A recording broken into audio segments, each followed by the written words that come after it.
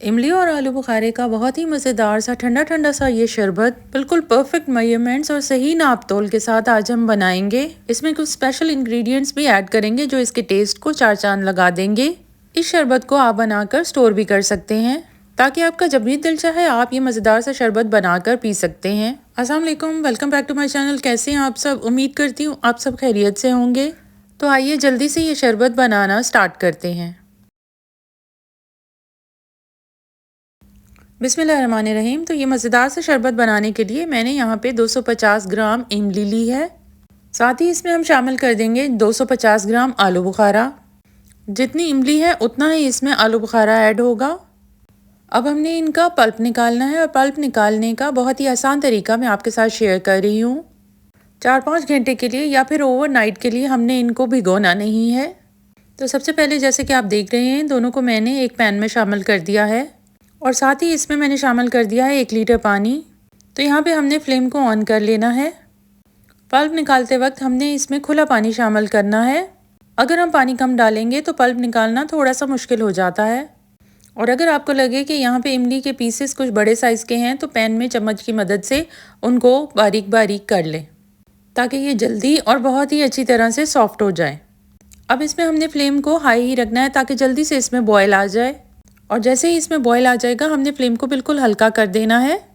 जैसे कि दम वाली आंच होती है हमने इसको 20 से 25 मिनट के लिए पका लेना है।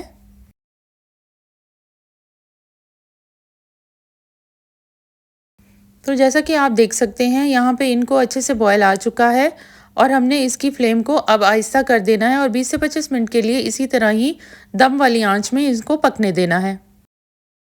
तो यहाँ पे इनको पकते हुए आधा घंटा हो चुका है। तो फ्लेम को ऑफ करने से पहले आप चम्मच की मदद से एक आलू बुखारे को मैश करके चेक कर लें।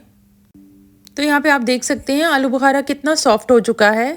एक और आलू बुखारे को भी मैश करके इस तरह चेक कर लें, ये भी सॉफ्ट है। तो अब हम फ्लेम को ऑफ कर देंगे और उसके बाद हमारा नेक्स्ट स्टेप जो है इसको हमने बहुत अच्छी तरह से रूम टेम्परेचर पे ठंडा करना है।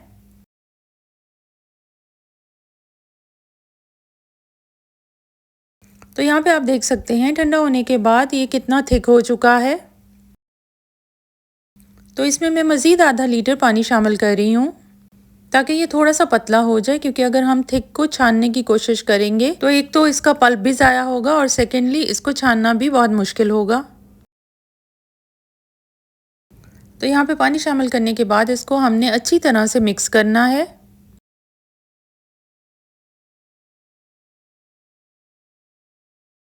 तो यहाँ पे हम सबसे पहले इमली और आलू बुखारे की जो बड़ी बड़ी गुठलियाँ हैं उसको हमने इस तरह से निकाल लेना है ताकि इसमें से गूदा निकालना आसान हो जाए।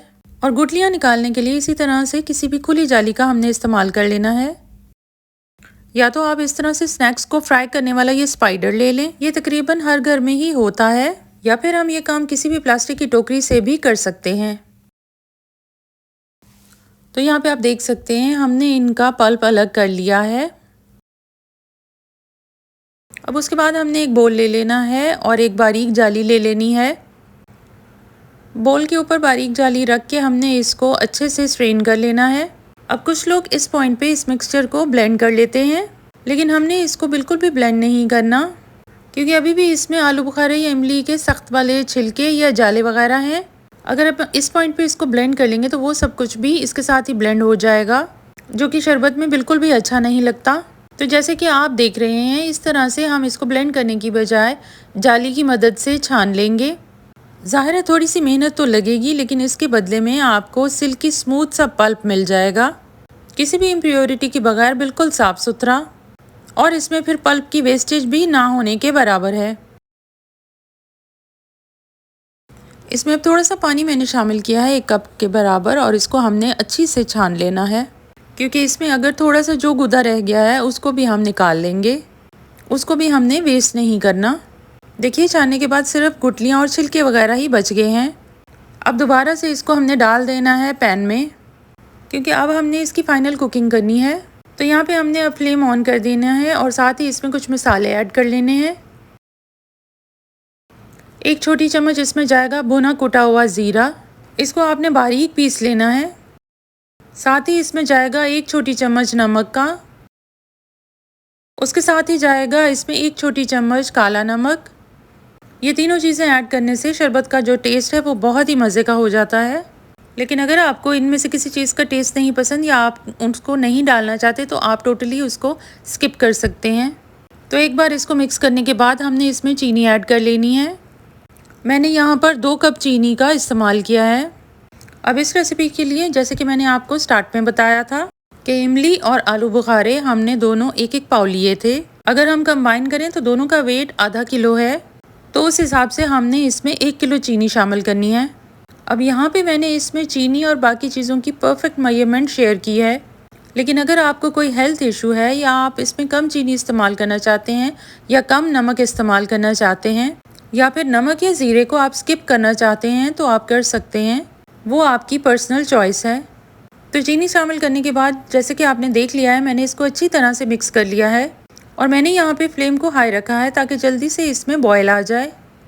ساتھ ساتھ اس میں ہم نے لگاتار چمچ چلاتے رہنا ہے تاکہ یہ نیچے نہ لگے، کیونکہ اس میں چینی شامل ہے، اس لیے یہ بہت جلدی نیچے لگ جائے گا۔ تو اس کے علاوہ جب یہ مکسچر پکنا شروع ہوگا تو اس کے اوپر اس طرح سے جھاگ آنا شروع ہو جائے گی۔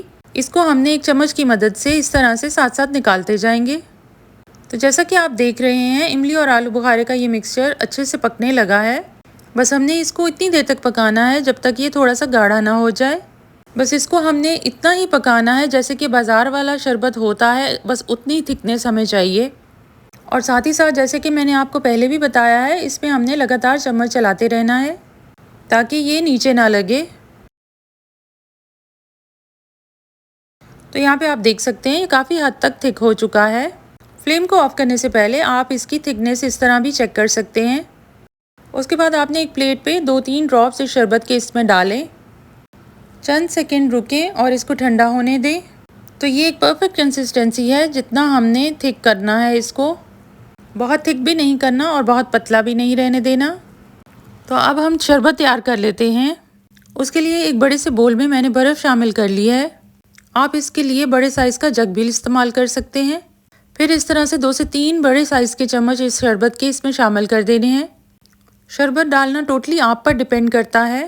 اگر ہلکا ٹیسٹ رکھنا ہے تو آپ شربت تھوڑا سا کم استعمال کیجئے، اور اگر آپ کو زیادہ یا اسٹرانگ ٹیسٹ پسند ہے تو اس شربت کی کوانٹٹی زیادہ کر لیں۔ اس کے بعد اس میں 1 لیٹر پانی شامل کر کے اس کو اچھے سے مکس کر لیں۔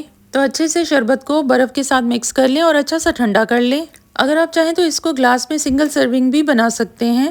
گلاس میں آپ تھوڑا سا شربت ڈالیں اور ساتھ ہی پانی ڈال کر اس کو مکس کر لیں۔ تو یہاں پہ میں آپ کو ریکمینڈ کروں گی آپ اس ریسیپی کو سیم ٹو سیم اسی طرح ہی بنائیں، ساری ٹپس اور ساری میجرمنٹس کو فالو کرتے ہوئے۔ باقی آپ اس میں اپنے ٹیسٹ کے مطابق چینجز کر سکتے ہیں۔ تو امید کرتی ہوں آج کی ریسیپی آپ کو پسند آئی ہوگی۔ تو املی اور آلو بخارے کا ٹھنڈا ٹھنڈا سا ہیلدی شربت ہم نے یہ بنایا ہے پرفیکٹ میجرمنٹس کے ساتھ۔ تو بہت ہی مزیدار سا یہ ٹھنڈا ٹھنڈا سا ہیلدی شربت بنا کر ضرور ٹرائی کیجئے، اور اس کو بنا کر آپ پوری گرمیاں سٹور بھی کر سکتے ہیں۔ تو ایک بار یہ ریسیپی آپ ضرور ٹرائی کیجئے گا اور اپنا فیڈ بیک مجھے کمنٹس میں ضرور دیجئے گا۔ اور اگر آپ میرے چینل پر نیو ہیں تو چینل کو سبسکرائب کرنا مت بھولیے گا۔ Thanks for watching the video. اللہ حافظ۔